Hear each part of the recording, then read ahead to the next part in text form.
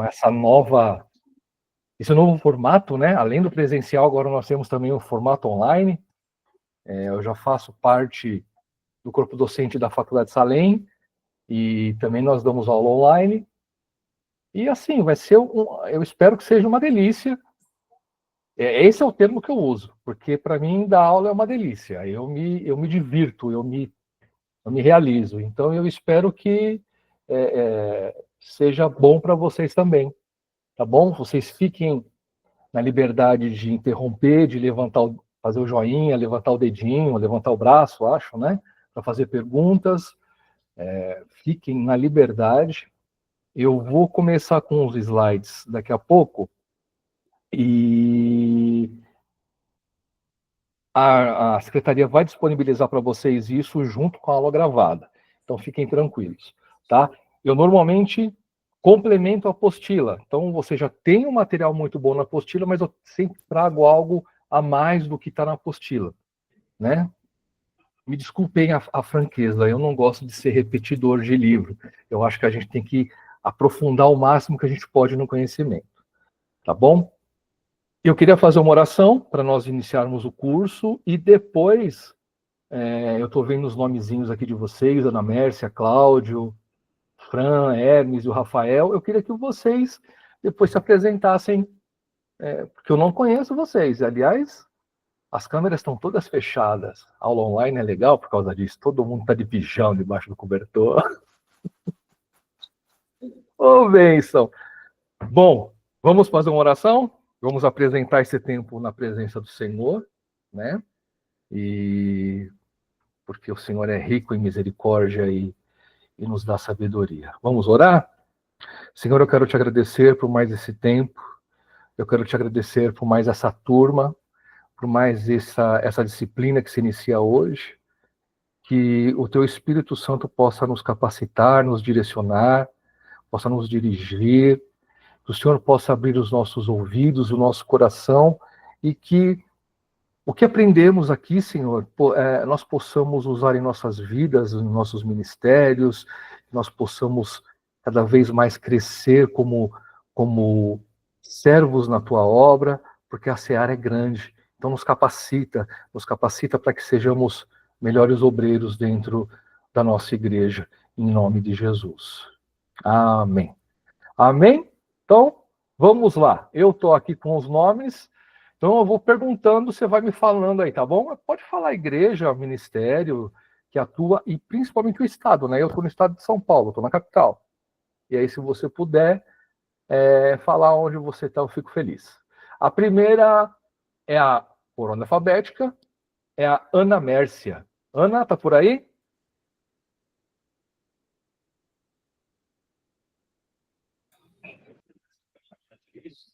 Pode falar, te ouvimos. Você já abriu o microfone, pode falar.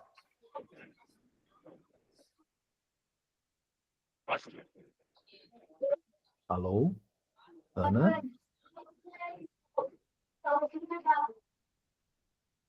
Ana?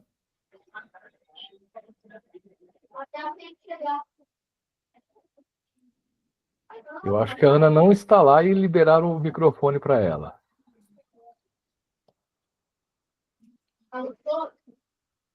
Bom, alô? Ana? Vamos passar adiante então, depois a gente volta na Ana, vai? Para a gente não perder tempo, porque a aula está grande. Cláudio Cardoso, meu irmão, tá por aí, irmão?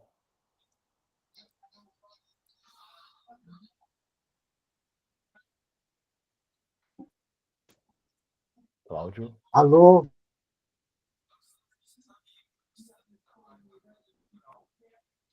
Pronto. Cláudio. Alô, paz do Senhor a todos. Amém. Eu sou da cidade de Matelândia, aqui no Paraná, perto de Foz do Iguaçu. Da Igreja Brasil para Cristo. Graças a Deus. Amém. Glória a Deus pela sua vida, querido. Exerce algum ministério?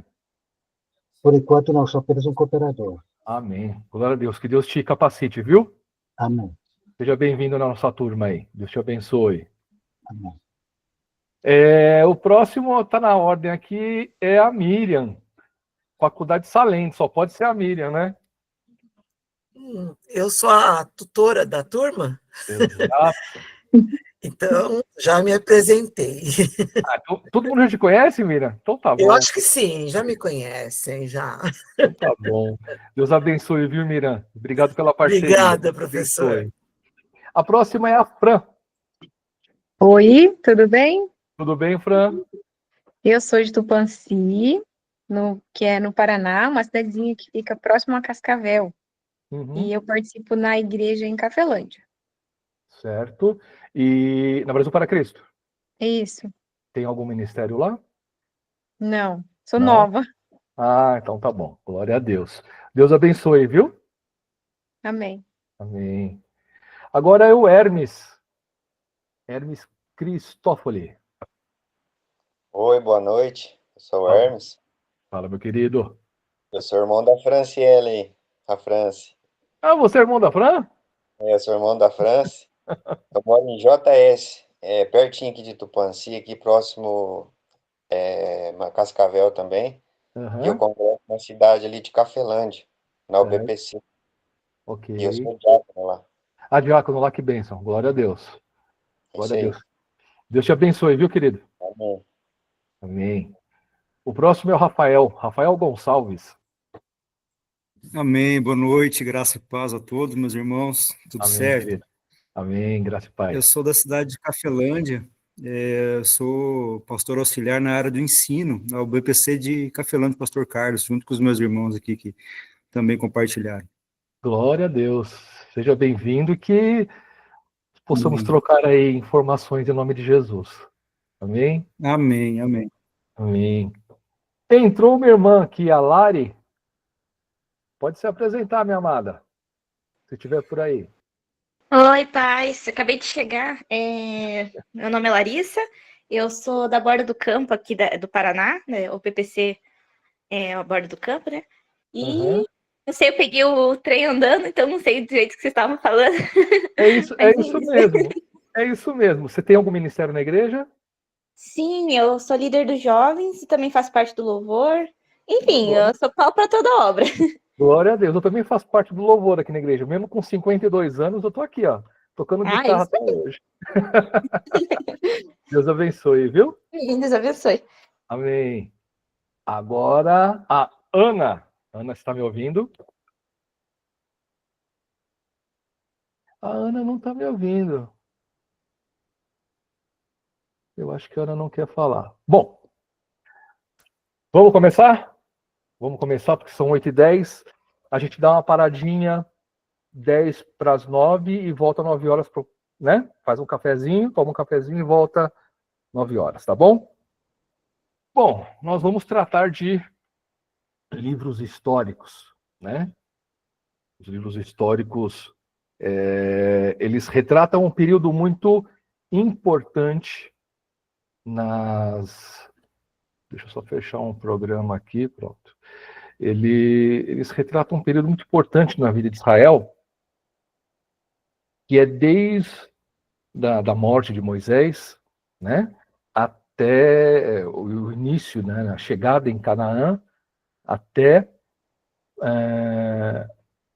o período da monarquia dividida, né, que nós encontramos no livro de Reis e Crônicas. Tá? Hoje eu queria dar uma introdução sobre os livros históricos, que eu acho que enriquece bastante o nosso pano de fundo para compreender bastante coisa sobre Israel, porque Israel chegou no local, né? As tribos chegaram no local que já tinha um comércio, já tinha rede de esgoto, já tinha uma vida econômica, uma vida social. Então Israel, uma vida religiosa, principalmente uma vida religiosa. Então Israel chega nessa região para conquistar. Isso é muito importante, porque essa conquista teve uma influência dos povos cananeus em cima de Israel. Mas vamos entender como que funcionava toda essa região para a gente poder fazer esse paralelo com Israel. Tá? Então vamos lá.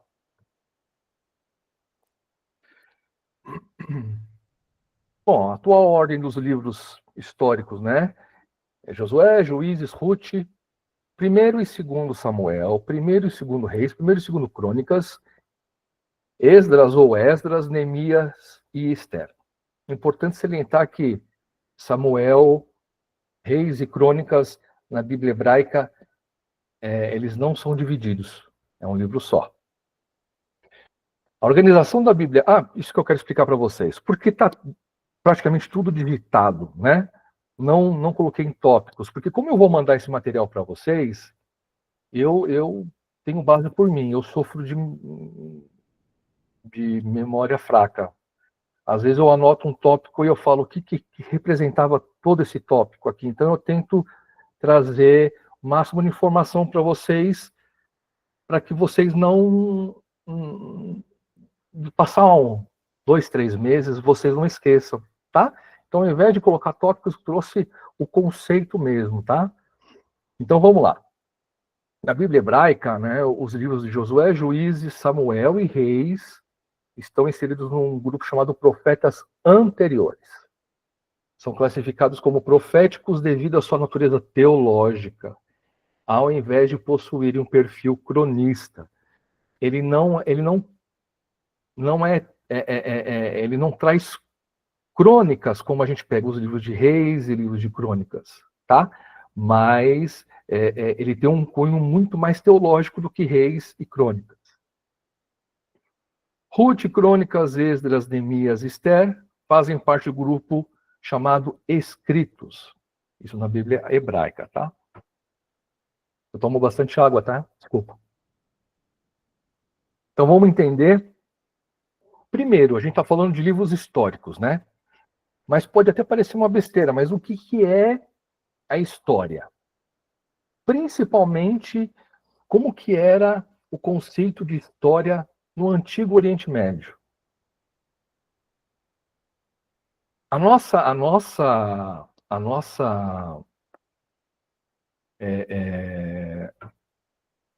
história, vou dar um resumão aqui, tá? A nossa história, basicamente, ela é linear, né? Então, ela começa aqui, no ponto A, e vai até o final, até o ponto Z, por um determinado período, né? Sem influência de causa e efeito, sem influência de eventos sobrenaturais. Então, assim, ela é linear. Já no Oriente Médio, no Antigo Oriente Médio, eles são compreendidos totalmente em termos sobrenaturais. Isso é uma citação desse livro. Toda a bibliografia que eu estou usando aqui, que eu vou mostrar para vocês, está lá no final dos slides, tá? Todos os livros que eu estou usando aqui, eu estou colocando lá no fundo. Mesmo quando causa e efeito naturais eram evidentes ou óbvios, ou seja, tudo era muito levado para o lado sobrenatural. E nós vamos entender isso já já, o que isso influencia, inclusive, para Israel. O tempo mais aceito é o da visão cíclica, de acordo com o padrão do ciclo das estações, que é chamado de recorrência. Israel é muito comum a gente ver isso, né? Vamos lá. Aqui. No Antigo Oriente Médio, a recorrência era observada por meio de presságios, onde a divindade afetava todo o mundo natural, influenciando também a história. Por exemplo, uma divindade de Canaã era Baal, né? Então, se Baal, se a colheita fosse ruim, né? Significava que o ritual que foi feito não foi aceito.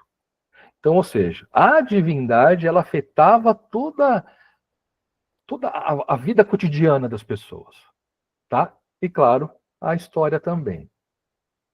Dessa forma, se alguém registrasse ocorrências incomuns em determinado período da história, seria possível acontecer a repetição do mesmo evento na mesma época no futuro. E aí, isso é importante. inspirou-se essa união entre história e teologia a representação do ritual. Então, no Antigo Oriente Médio, começou-se a realizar rituais justamente por conta dos presságios, por conta da influência dos deuses, da divindade naquela região. Tá? Então, isso era muito importante para eles. Mas e Israel? Israel tinha uma visão um pouquinho diferente, aliás, bem diferente. Como Israel era uma nação, ou um aglomerado de tribos monoteísta, era proibido o uso de presságios. Isso está lá em Deuteronômio 18:10. Isto, de certa forma, foi simplificado, pois viram a necessidade de se conformar à aliança e manter a lei. Como eu falei para a Miriam, eu tenho 2 gatinhas. Fica aí, filha. Isso. E uma está infernizando a outra, que vocês não estão escutando o Aue que está aqui.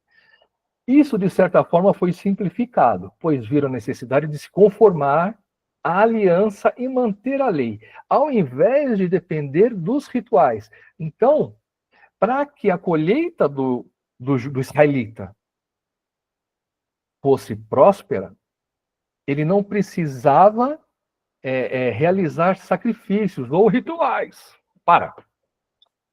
Ou rituais. Mas ele precisava o quê? Ser obediente à aliança, ser obediente à lei. Tudo bem? Posso ver uns joinhas assim, se tiver tudo legal? Se vocês estiverem me acompanhando. Ok. Pode levantar. Quem levantou a mão, levantou e saiu. Pode perguntar. Não, professor, é porque eu não estou conseguindo ajeitar meu áudio aqui. Eu ouvi o senhor e eu fiquei doidinha aqui, porque vocês querendo falando e o senhor não estava escutando. Aí você falou assim, a Ana não quer se apresentar. A Ana é de Luiz Eduardo Magalhães, na Bahia.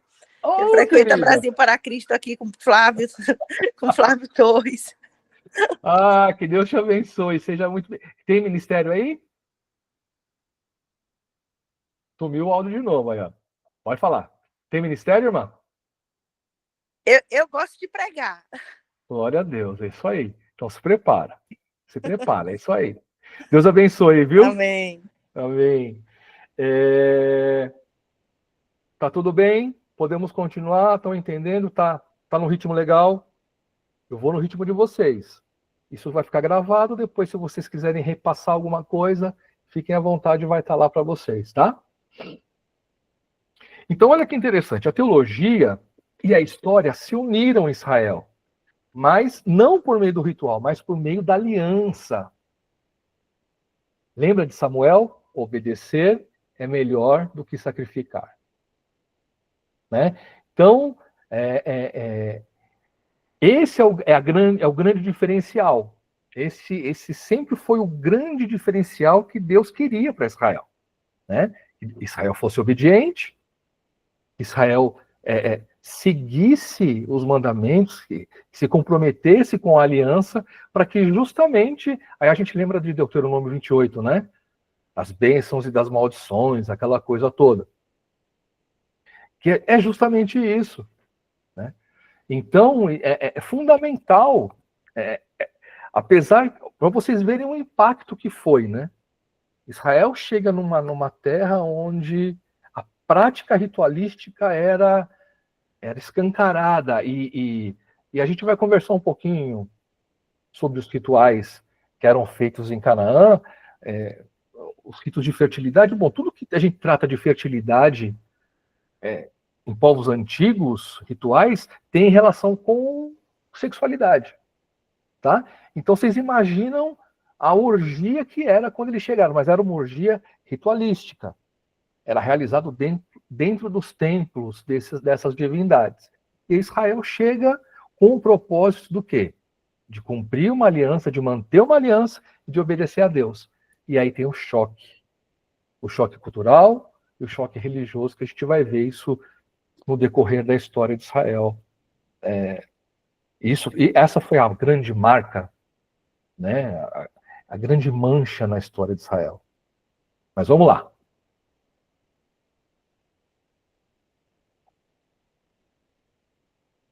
As ações de Yahvé, do Senhor, às vezes eu uso esses termos, tá? Não espantem, não.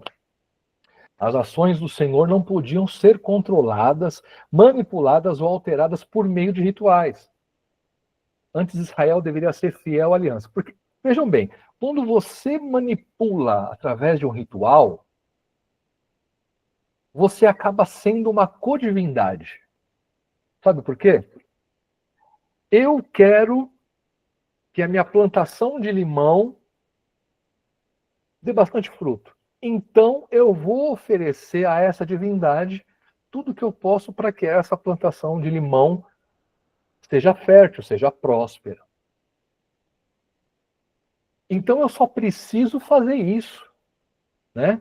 Não existe nenhum tipo de temor, não existe nenhum tipo de... É uma questão justamente de troca, de barganha. Por que eu digo que eu acabo sendo uma codivindade? Porque o meu ritual, ele se torna poderoso a ponto de fazer essa divindade frutificar o meu pé de limão. Eu não estou entrando no mérito de...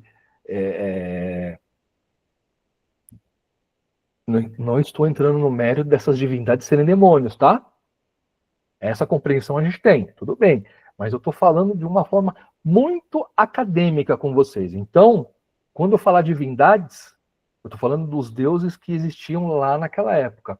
Baal, Aserá, Astarote e tantos outros. Eram mais ou menos 70 entre deuses e deusas. Tá? Então, as ações definiam o que essa divindade deveria fazer ou não. Mas Deus mostra justamente ao contrário. Então, mais uma vez eu falo, tem um choque muito forte. Mas vamos lá. Por que se registrava?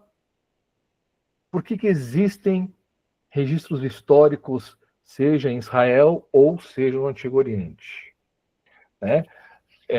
No Antigo Oriente, era muito comum se registrar o quê? Vitórias. Né?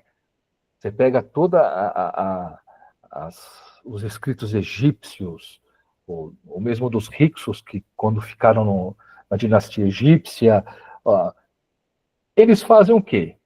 Nós vencemos, expulsamos, né, os povos de suas terras. Então, é uma espécie de propaganda revestida de história. Eu gosto de brincar que eu falo que é uma propaganda política. Tá? Então, isso por quê? Aqui, ó. As histórias relatadas eram conquistas e feitos, nos quais o seu rei poderia se vangloriar, às vezes até exagerando os aspectos positivos. Isso é importante. Ninguém faz propaganda negativa de si. Não existe qualquer relato escrito da saída dos judeus do Egito. Existe uma menção de um faraó, mas ele diz que ele expulsou um povo chamado Rapiru, que você indo para o hebraico antigo é muito parecido com o hebreu. Tá? Então, ninguém gosta de exaltar as suas mancadas. Agora, em Israel, muitos acharam que isso seria muito parecido, mas por conta do endosso, né, do Senhor na dinastia davídica, lá em Samuel, 2 Samuel 7. Mas, quando a gente pega o livro de Reis, você vê toda aquela propaganda negativa, você vê todos aqueles relatos negativos, né? E fez Acabe o que era mal aos olhos do Senhor. No reinos do norte, acho que 2 ou 3 fizeram o que era bom aos olhos do Senhor, o restante todo mundo pisou na bola. Então não poderia ser uma propaganda, porque seria uma péssima propaganda. Tá? Dessa forma, a historiografia tem interesses teológicos. Muita gente gosta de dizer que o Antigo Testamento não tem tanta teologia, tá? Mas o Antigo Testamento ele é repleto de teologia, mas uma teologia um pouquinho diferente da cristã, porque ele está baseado na aliança judeu e o Senhor. entre o povo, entre Israel e o Senhor, né? Então, o interesse é teológico. Olha lá, o Senhor age na história para cumprir suas promessas e alcançar seus objetivos. Então, a história, ela é movimentada, ela é alterada segundo o propósito de Deus, segundo o desejo de Deus cumprir as suas promessas. Tudo bem? O interesse teológico é o de mostrar que o Senhor era incomparavelmente maior do que as divindades dos outros povos. Então, aqui a gente tem um panteão em Canaã com mais ou menos 70 deuses e deusas. E aí Israel chega com um único Deus, mostrando que, ó, o nosso Deus é capaz de abrir o Mar Vermelho,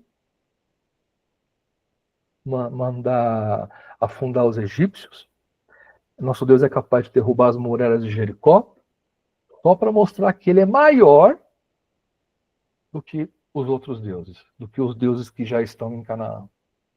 Então percebam que, num primeiro momento, a chegada de Israel seria aquilo que Deus tinha ordenado a Israel. O que Deus tinha ordenado a Israel poderia acontecer por meio desse povo, que era ser embaixador, ser sacerdócio, ser nação santa, e levar o amor de Deus a esses povos cananitas, porque era essa a intenção. Se você rodar no Pentateuco um pouquinho, eu não vou lembrar onde está, mas se você rodar no Pentateuco um pouquinho, você vai ver Deus falando isso. Quando chegarem a Canaã, vocês serão embaixadores. O que é ser embaixador? Representar alguém. Então aí, estamos no propósito, por enquanto. Josué e as tribos chegam lá, mesmo que seja para conquistar, mas a gente está mostrando que o nosso Deus é muito maior que o de vocês. Vamos lá.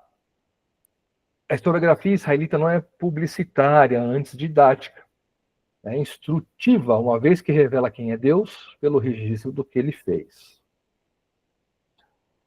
Sendo assim, a literatura histórica deve ser interpretada pelo fato dela ser a autorrevelação do Senhor, de Yahvé, e não como uma narrativa histórica das pessoas descritas, pois sua intenção é transmitir instrução e conhecimento sobre Deus. A Bíblia, ou vamos dizer, a parte de livros históricos, ela não quer narrar a vida das pessoas. Ela quer mostrar a autorrevelação de Deus. Ela quer mostrar quem é Deus. Ok? Tudo bem por aí? Joinhas, por favor. Vocês estão aí? Tem joinha para mim? Não tem ninguém aí comigo? Opa, estou aqui, professor. Estamos ouvindo. Pode falar. E professor, nos Ah, ouviram? então tá bom. Manda joinha. Tem Também. eu não sei onde que manda joinha aí, mas tem um negócio que manda joinha aí, tá? Vamos lá. Já falei, se vocês quiserem interromper, fazer pergunta, fica à vontade, tá? Então nós vamos falar o que agora? Tribos. Organização tribal não era algo exclusivo de Israel. Organização tribal era algo frequente no Antigo Oriente, tá? Então a gente vai fazer um apanhado dos dois. Olha lá. O modus operandi das tribos no Antigo Oriente Médio, em particular em Israel, uma vez que com a chegada à terra de Canaã, as tribos têm um papel de destaque na organização social, política e religiosa, até a instauração da monarquia. Devô, ele diz o seguinte, que a tribo é um grupo autônomo de famílias que se consideram descendentes de um mesmo antepassado. Então, ou seja, nós temos Judá, nós temos Simeão, nós temos Benjamim, todos esses descendentes, eles provêm de cada um do seu patriarca. Então, eles se casavam entre as tribos. Judá casava com Judá, Simeão com Simeão. Benjamim, com Benjamim. Não existia troca de... Em alguns casos, a gente vai ver já. Mas, basicamente, Efraim, eles se casavam, se relacionavam entre eles, para que a tribo não morresse. Tá certo? Talvez por isso que o judeu ele gosta de fazer casamento entre judeus, para que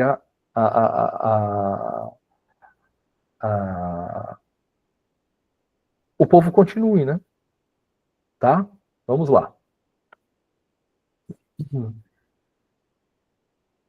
aqui vocês devem saber, lógico, né? É reconhecida pelo nome ou sobrenome do seu antepassado.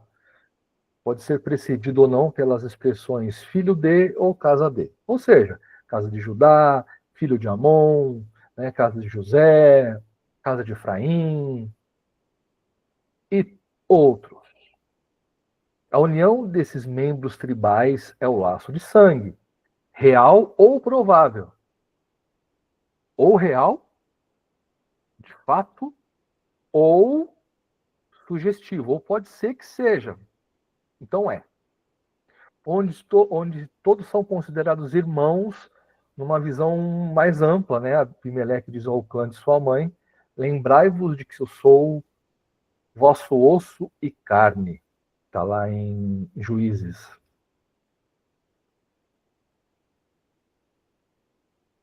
Agora sim, além do vínculo de sangue, existe a comunidade de moradia que levava a uma fusão das tribos, né? Ou seja, grupos menores, grupos mais fracos, eles eram absorvidos por tribos maiores, a fim até de proteção, né? Porque você precisava ocupar um terreno.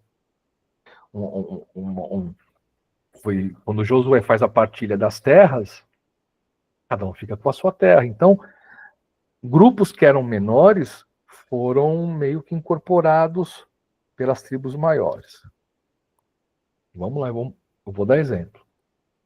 As tribos israelitas também passaram por situações semelhantes de grupos que foram absorvidos por outras tribos de origem diferentes. Por exemplo, há fortes indícios de que a tribo de Judá tem absorvido a tribo de Simeão, que são as passagens. Além de estrangeiros como os calebitas e os jerameleitas. Os calebitas são descendentes de quem? De Calebe. Calebe não era judeu. Calebe era filho de Jefoné, o quenezeu. Tá aí as passagens. Tá? Mas, desde aquela passagem em Cádiz, Calebe começa a fazer parte de Israel. E aí existe uma promessa do próprio Senhor fazendo menção, deixa eu ver se está aqui, aqui, fazendo menção dele na tribo de Judá. Está lá em Josué 15, 13, e por fim integrado a genealogia em Judá, né, em 1 Crônicas 2, 9, 18 e 24. Tornando-se filho de Esrom, filho de Pérez, filho de Judá e irmão de Jeramael, 1 Crônicas 2:42, outro grupo estrangeiro absorvido por Judá, Jerameel. Percebo que o negócio não é tão simples, chega a ser até um pouco complexo. Né? E você... Por isso que a gente vê tanto nome. Né? Oh, meu Deus, eu esqueci o nome do marido de Betseba. Esqueci o nome dele. Urias. Urias. Obrigado, Urias. Urias também ele veio de uma descendência. A gente vai ver depois lá em Samuel, mas ele era também de uma outra linhagem, que também foi absorvida, tá? Pelas tribos de Israel. Olha lá, de forma geral, no Antigo Oriente Médio, a organização interna da tribo tem como base o vínculo de sangue, onde a unidade principal, naturalmente, é a família, podendo ser fração de diversas famílias que constituem um clã. Então, eu tenho uma tribo, outra tribo, tudo pertencente lá a Judá. Aí a gente forma um clã. que é o aglomerado de várias tribos. Vamos falar agora do nosso amigo Josué.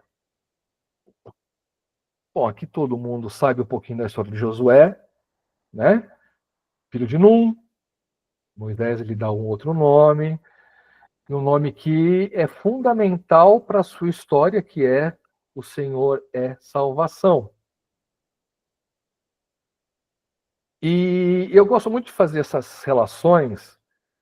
A gente vai ver um próximo slide, no próximo slide, um quadro que mostra uma similaridade entre as experiências de Moisés e as experiências de Josué. São muito parecidas, né? Josué passa por eventos muito semelhantes a Moisés. Vamos lá. Estão enxergando legal aí? Depois isso vai para vocês, tá? Então, olha lá. Só vou dar um exemplo de um. No deserto, Moisés envia espiões para explorar a terra. Está lá em Números 13, Deuteronômio 1, 19 a 46. Josué, por sua vez, na Transjordânia, envia espiões para explorar a terra próxima a Jericó. Moisés atravessaram pelo Mar Vermelho como terra seca. Josué atravessaram o Rio Jordão como terra seca. Então ele tem mais uma série de eventos parecidos. Deus pôs à prova Moisés de uma forma e colocou eventos muito parecidos a Josué, né? E isso é muito interessante. Depois vocês analisam com calma, tá? Contexto. Eu vou tentar aqui vou pincelar, mas isso é importantíssimo. Pelo menos vocês escutarem, para que vocês entendam como era Canaã, porque, de certa forma, eu não vou dizer que foi mais fácil a invasão, a tomada da terra, né? Mas eu acho que Deus propiciou tudo isso para que Israel conseguisse invadir sem tanta oposição do Egito. Porque em Canaã, todas as cidades-estado, elas pagavam tributo para o Egito. Elas pagavam tributos para o Egito, né? É a mesma coisa no período de Jesus, todo mundo pagava tributo para Roma. O Egito era a grande nação da época. Só que em 1634 a.C., esse povo chamado Hyksos, eles invadem, eles tomam o Egito. Eles tomam controle. E vocês sabem que no Egito a sucessão de faraós é chamada dinastia. Então nós tivemos duas dinastias de faraós que não foram egípcios, foram Hyksos. Esse período provavelmente é aceito quando os patriarcas chegam no Egito. Período da fome, lembram disso? Lá com José era governador do Egito, lembram? Então, provavelmente é o período em que os faraós eram faraós Hyksos, tá? Então guardem isso. O Egito perde o controle da sua própria terra. Mas depois eles conseguem expulsar, retomam o trono, que é possivelmente seja aquele faraó que está lá no início do Êxodo, que fala assim, como é que fala o texto? Que não se lembrava de José, lembram disso? O faraó fala, não se lembrava de José, e eles escravizaram os hebreus, porque eles se multiplicaram, e ele não conhecia José. Então, possivelmente, aí, depois de uns anos, né, muito tempo, Amós I consegue expulsar os Hyksos e retoma na 18ª dinastia egípcia. Mas não acabou. Essa bagunça, essa briga, surge um outro império, esse Mitanni-Hurriano, que também queria uma fatia do bolo. E os assírios acabam destruindo eles.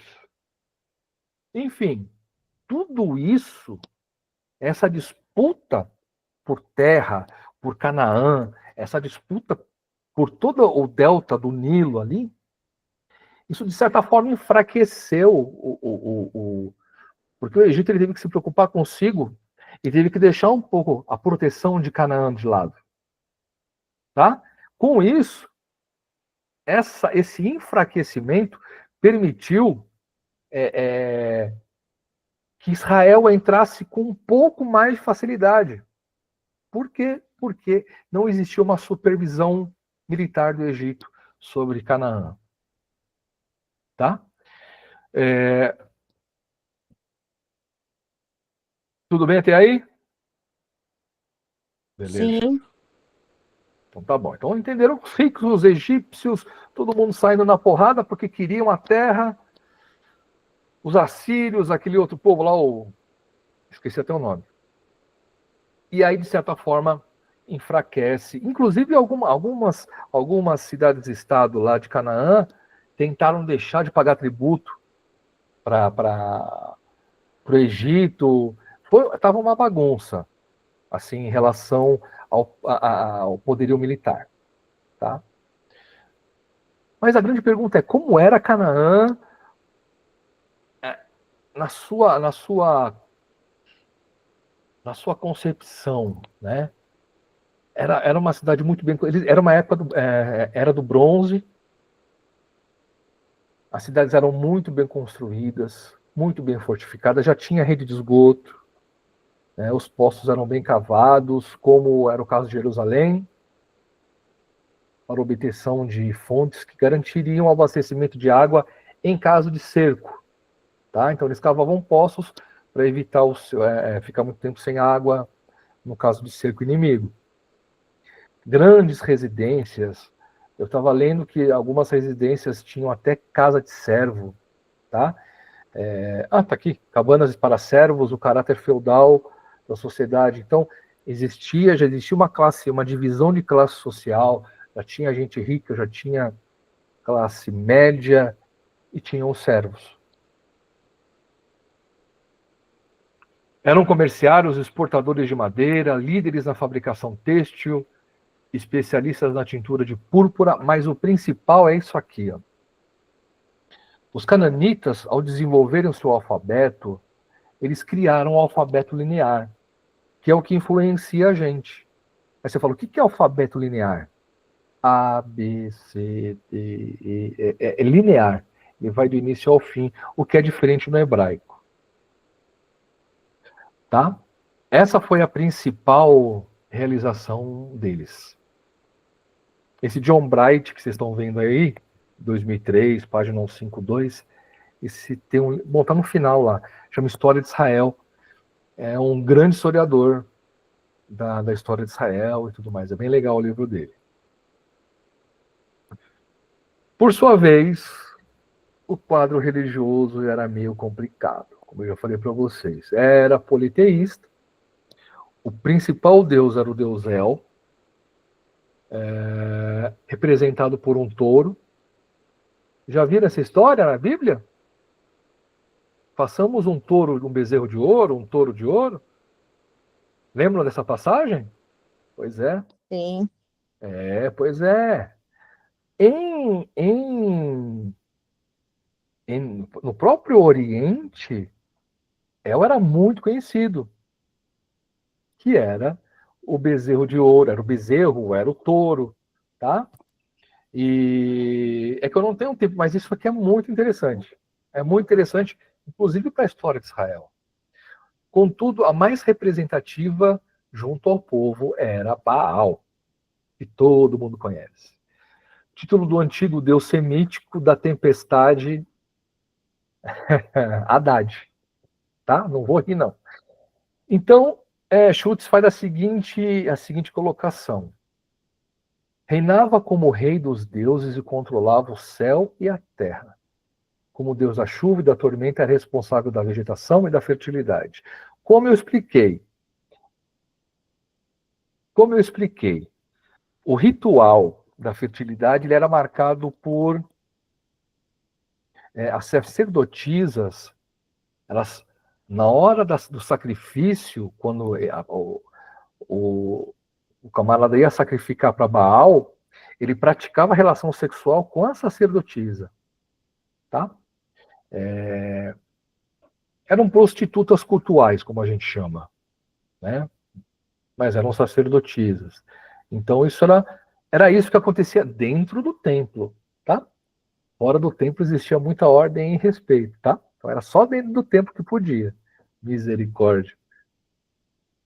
Eu espero que vocês estejam dando risada de mim nessa hora. Mas vamos lá. O panteão tinha por volta 70 deuses e deusas, olha lá, incluindo a Será, Astarte e Anat, era uma outra deusa. O próprio Schultz, ele retrata ele trata do caráter moral e brutal desses deuses, que refletiam nos ritos e nos sacrifícios. Então a gente, além da prostituição sagrada, como está aí, sacrifício de crianças, tem o culto da serpente, enfim, eram rituais meio complicados. E quando Israel chega, dá de cara com tudo isso daí. Tudo isso aqui que a gente está vendo. Guardem isso. Isso é importante para a gente entender depois Juízes, principalmente. Aqui a autoria. Autoria, vamos lá, vai. No início do século... Pode falar. Vamos por intervalo, professor? Meu Deus do céu, vou até voltar aqui. Pronto. Eu estou no slide 25. Dá tempo, dá tempo. Gente, obrigado, Miriam. Quando eu engato, eu vou embora, minha amiga. Vai embora, né? Mas o Obrigado senhor por que me avisar. sabe. Não, Você não, que não. sabe. Vamos parar. O que você Vamos parar. acha? Vamos? Preciso renovar minha água que está no finalzinho. Já. Então, aí você dá um descanso um pouquinho, né? 9 horas voltamos. 9 horas voltamos? Combinado, turminha? Combinado. Então tá. Até já, gente. Até às 9. Até.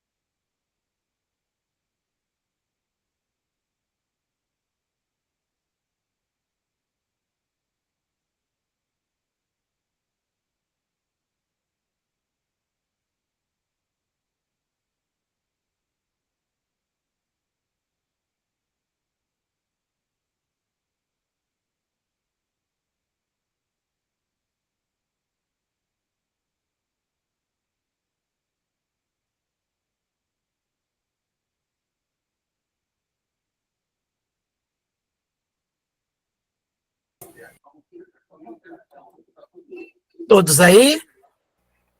Todos aqui. Aí, todos fortes? Sim. Times fortes aí?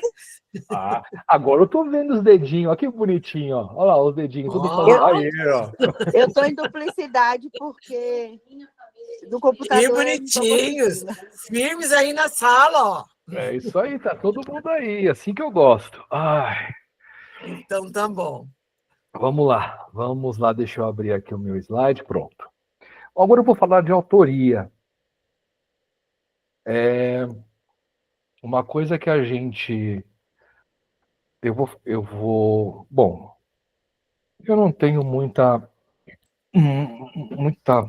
papa na língua para falar.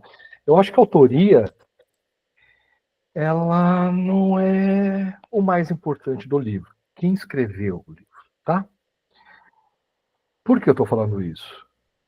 Porque a gente vai ver no decorrer do curso que a autoria dos livros que nós estamos acostumados a escutar, fulano de tal escreveu, ciclano de tal escreveu, normalmente isso cai por terra quando a gente começa a ter algum contato com alguns escritos acadêmicos. Por exemplo, é descartada a teoria de que Josué tem escrito o livro de Josué. Tá? Isso porque o livro primeiro está em terceira pessoa. E Josué não poderia ter relatado a sua própria morte. Não daria. Então, assim, eu costumo acalmar os meus alunos em relação a isso quando começo a mostrar algumas coisas, porque o pessoal fica, nossa, eu já tive aluno que ficou desesperado quando eu falei sobre alguns autores, que não é nem dos livros históricos, alguns outros livros do Antigo Testamento. Meu Deus, mas e agora, como é que fica? Eu falei assim, não fica, porque o maior propósito é revelar a Deus, não quem escreveu, né? Isso, de forma alguma, altera a inspiração do livro, altera a inerrância, altera o propósito de Deus para quem lê, tá? Então não se assustem. Então eu vou dar uma rápida pincelada, acho que é só o slide que eu coloquei, 1 ou 2 no máximo, que não cabia tudo aí. Porque eu não me atenho a isso, tá? Então vamos lá. No século XX surgiram referências ao Hexateuco, ou seja, que o Pentateuco, o livro de Josué, seria uma obra única. Mas isso caiu meio já por terra, já está em desuso. No próprio século XX, mostraram que o livro de Josué e o Pentateuco tem uma gramática diferente, uma escrita diferente. Quando digo uma escrita, é a forma de escrever, tá? Alguns termos do autor de Josué são bem diferentes no Pentateuco, tá? Então, isso foi descartado. Segundo, a outra possibilidade é o período de Samuel, pois se usa com frequência o termo até hoje, ou então até os dias de hoje, sugerindo que certo tempo havia se passado entre os acontecimentos e a composição do livro, né? Então vocês vão ver isso, isso está lá até o dia de hoje, né? E a terra é assim, até não vou lembrar uma passagem hoje aqui, mas é usado com muita frequência não só em Josué, mas em Juízes também. Mas também a possibilidade de Samuel também não é tão forte. A visão mais aceita tenha sido a escola deuteronomista, que tenha composto o livro de Josué até 2 Reis. O que é a escola deuteronomista? Ou ou a tradição deuteronomista? É um grupo, é um movimento teológico literário composto por rabinos, composto por sacerdotes, né, judeus, que foi desenvolvido lá no Antigo Israel, lá com as suas raízes, lá no reinado de Josias. Lembra quando Josias encontra a lei e ele sai fazendo uma reforma, chega até o Reino do Norte? Pois é, essa lei acreditam que seja o livro de Deuteronômio, tá? Então, Aí você vai dizer assim, mas não foi Moisés que escreveu o Pentateuco? Eu não estou dando aula de Pentateuco, mas o pessoal não entende que tenha sido Moisés, tá? Pelo menos não na sua totalidade, porque, como eu falei, o livro está em terceira pessoa, basicamente 90%. Então, não sei se vocês já fizeram. Vocês já fizeram o Pentateuco? Já? Sim, Alguém? Já? Vocês aprenderam sobre teoria das fontes? sim, o professor falou a mesma coisa. Tá, mas ele preferiu optar pela autoria mosaica ou ele afirmou que é a teoria das fontes?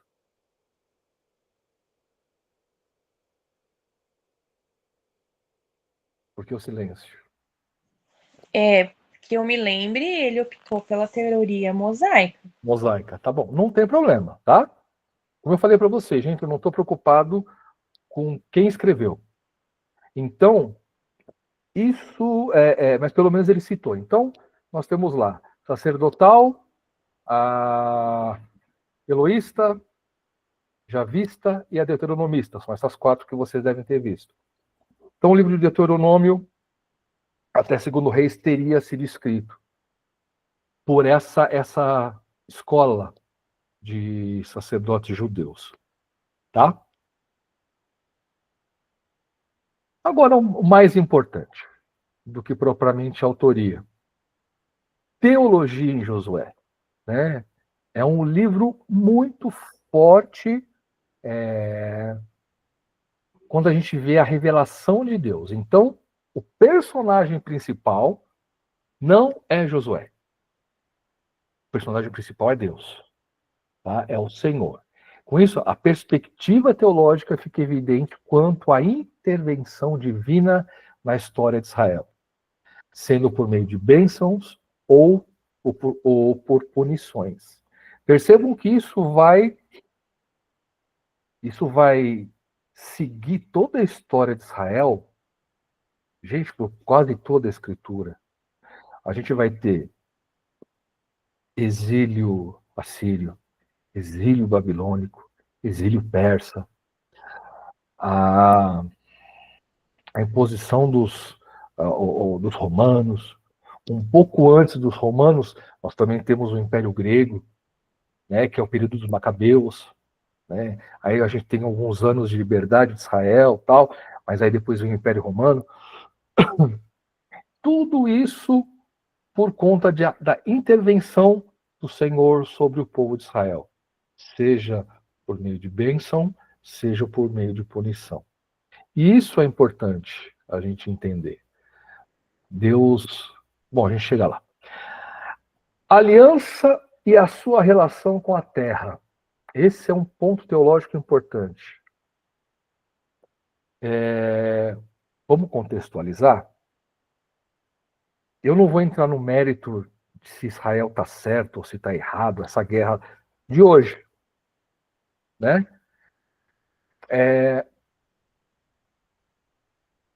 Hoje, de certa forma, ainda existe um propósito de disputa por terra. Apesar de ter por trás todo um pano de fundo econômico, político, né? Mas a terra sempre esteve na identidade do povo de Israel. A identidade de Israel, ela está relacionada à terra. Por isso que quando a gente pega lá o livro de, eu acho que é Lamentações, a gente percebe a tristeza do povo que está longe da sua terra, por não poder adorar a Deus no templo. Então, ou seja, a terra, ela é fundamental. Deixa eu ver se eu vejo o nome de um livro aqui. Não estou vendo ele.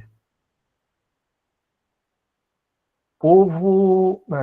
depois eu passo para vocês. Um livro muito bom que mostra um tripé justamente nessa relação entre Deus e terra. tá? Depois eu passo para vocês, não está aqui, mas eu lembrei dele agora. Esse é o ponto mais importante que define não somente a geografia, mas a identidade da nação escolhida por Deus.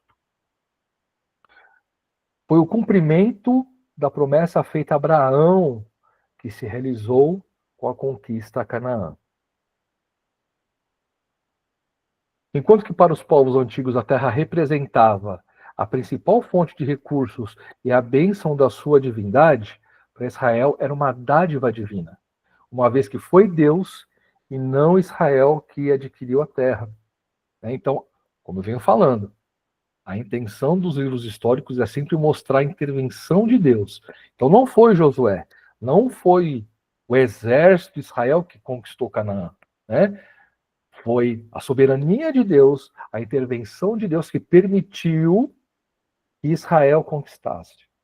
Lembra quando Josué ora para o céu parar? Porque ele ia perder a batalha. Então ele pede, Senhor, preciso de mais umas horas para conseguir vencer. Né? Então percebam que, como diz o ditado hoje, né? Nunca foi sorte, sempre foi Deus. É mais ou menos por aí. Tá? Então, Israel, ela reflete essa intervenção do Senhor. Então a terra, quem deu foi Deus.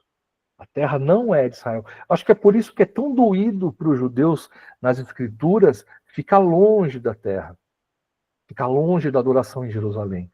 Né? Jerusalém é a terra prometida, é a nação, é a capital da terra prometida. As famílias receberam de Deus a sua porção territorial e por isso toda a gratidão e obediência eram devidas somente ao Senhor, o Deus de Israel. Esse tratado encontra-se em Josué 8:24. Uma vez obediente, Israel seria abençoado em sua terra. Deuteronômio 28. Mas ao quebrar a aliança, sofreria consequências graves, culminando até sua perda. Tá? Deuteronômio 28, 41 e 64 falam isso. Falam inclusive da dispersão. Né? E os seus filhos e filhas seriam levados para outros lugares. Desse modo, a manutenção da terra estava relacionada à obediência e adoração ao Deus de Israel. Então,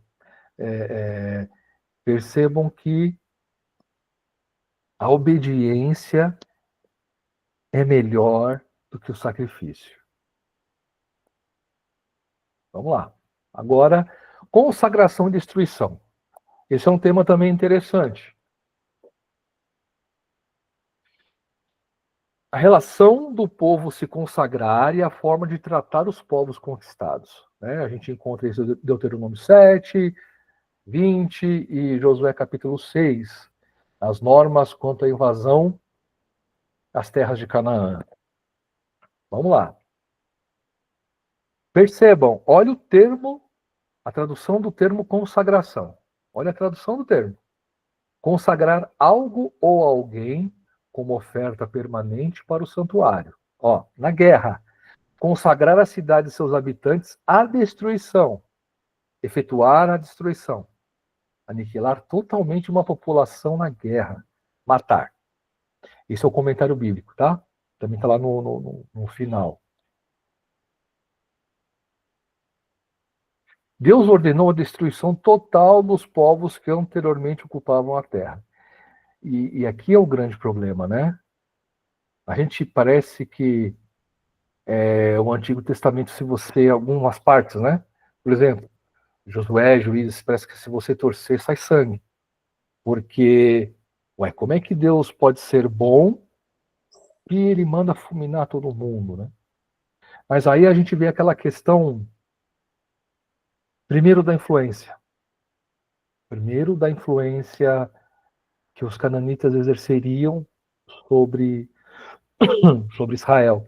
Isso também eu lembro me faz lembrar quando Israel sai do Egito e o caminho mais curto era passando pela Filístia, mas o Senhor faz eles passarem por um caminho mais longo e não passarem pela Filístia, porque eles não estavam preparados para guerrear. E se eles passassem pela Filístia, talvez eles morreriam na guerra. Aqui é a mesma coisa.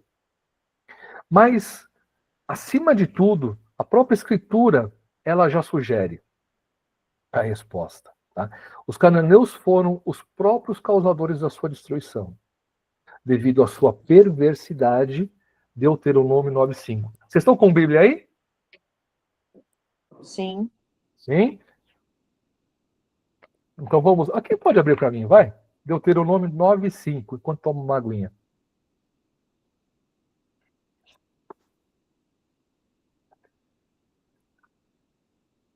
Pode falar, Mércia. Não, relê. Ah, pode ler então, fica à vontade. Pode ler. Deuteronômio 9:5. Isso. Não é por causa da tua justiça, nem pela retidão do teu coração, que entras a possuir a sua terra, mas pela impiedade destas nações, o Senhor teu Deus as lança fora, de diante de ti, e para confirmar a palavra que o Senhor teu Deus jurou a teus pais, Abraão, Isaque e Jacó. Amém. Amém.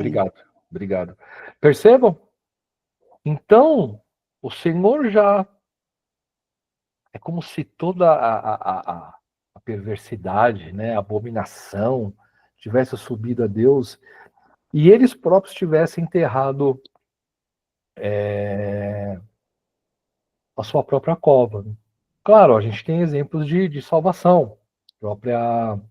A própria Raabe, né, e a sua família é um exemplo disso.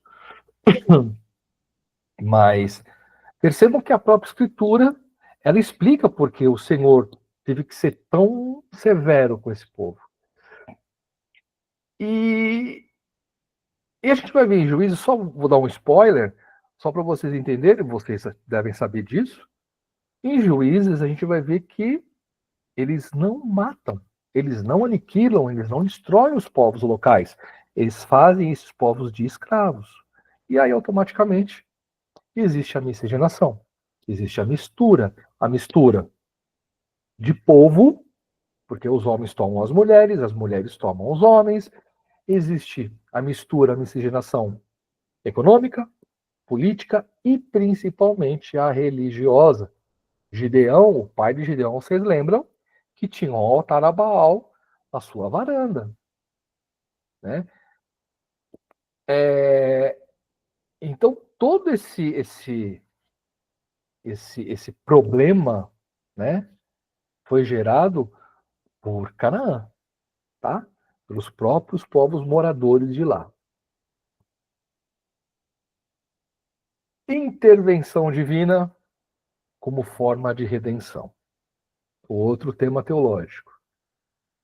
Cada parte do livro quer destacar a obra redentora do Senhor sobre Josué e Israel desde o capítulo 1.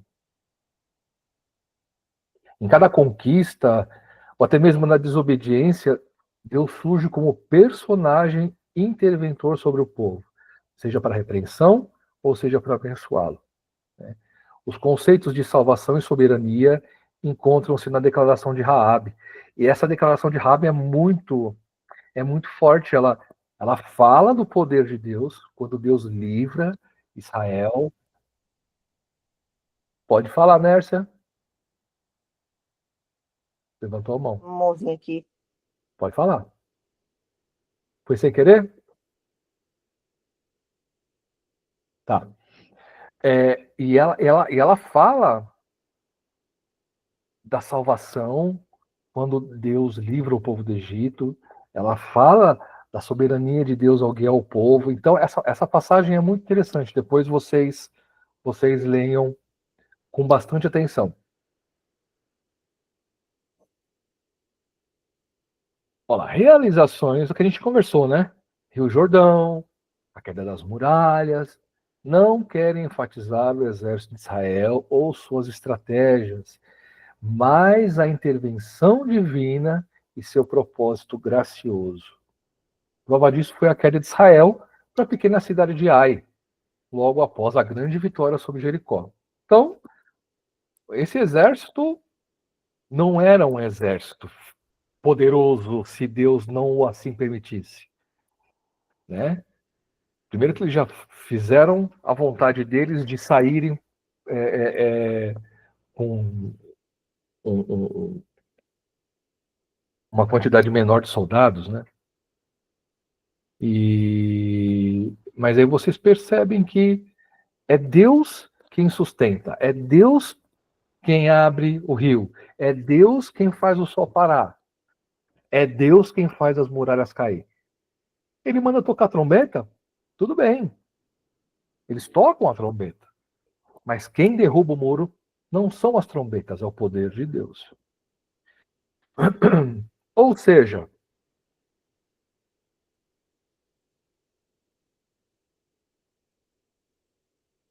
a ênfase no Deus justo, que há a ênfase no Deus justo que não compactua com o pecado e permite a derrota de seu povo, se assim for necessário, para que Israel se arrependa e se purifique. E após a santificação, a sua justiça volta a privilegiá-los com a vitória. É só a gente lembrar que Deus permitiu que o seu povo fosse para o desterro, que fosse para o exílio, por 3 vezes.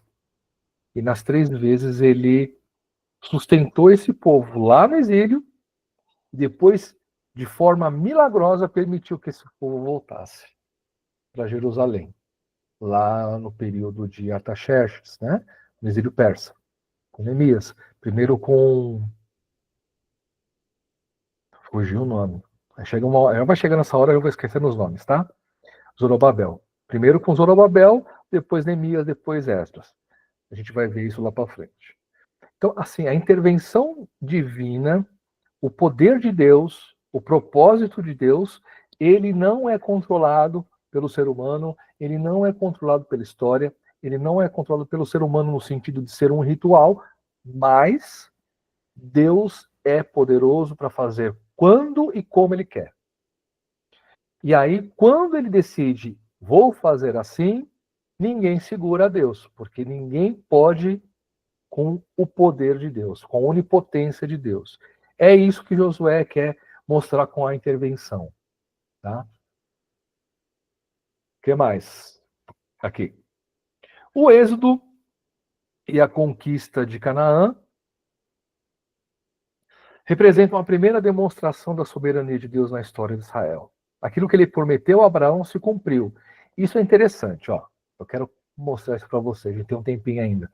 Mesmo depois de passados anos, Canaã voltou a pertencer à família de Abraão.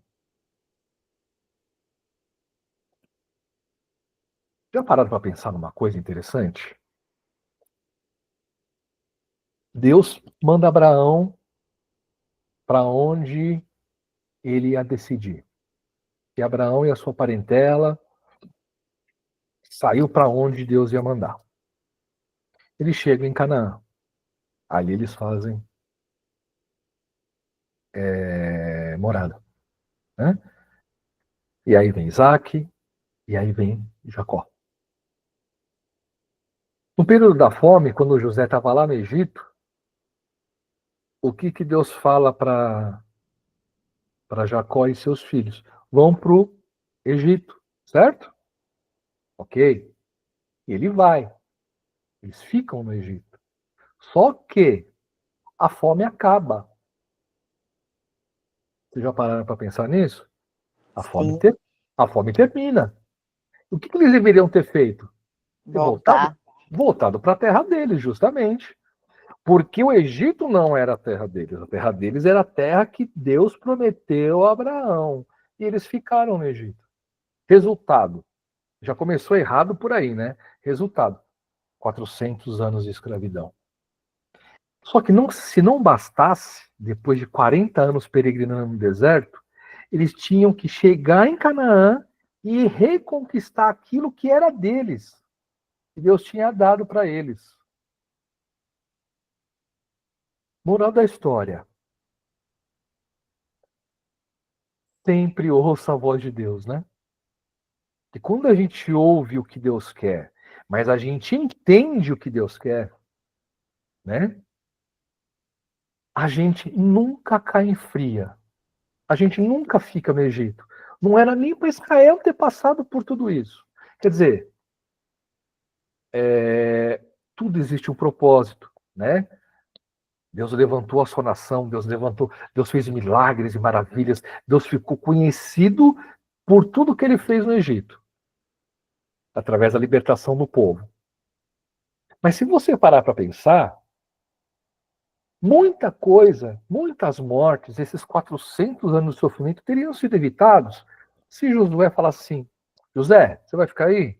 Tu é governador aí, eu sei, mas eu e os teus irmãos estamos voltando porque a fome já passou. A nossa casa é em Canaã, porque foi lá que Deus designou a nossa morada. Percebam. Isso da pregação. Para quem prega aí, né? Enfim, essa é a bibliografia. Esses são os livros que eu usei para a aula. São 2 slides. Depois, se vocês quiserem procurar, pesquisar na internet, são dois slides aí, tem todos esses livros. Algumas coisas vocês conseguem na internet, tá? Tá digitalizado. E é isso, meus queridos. Alguém quer comentar alguma coisa? Alguém quer falar alguma coisa?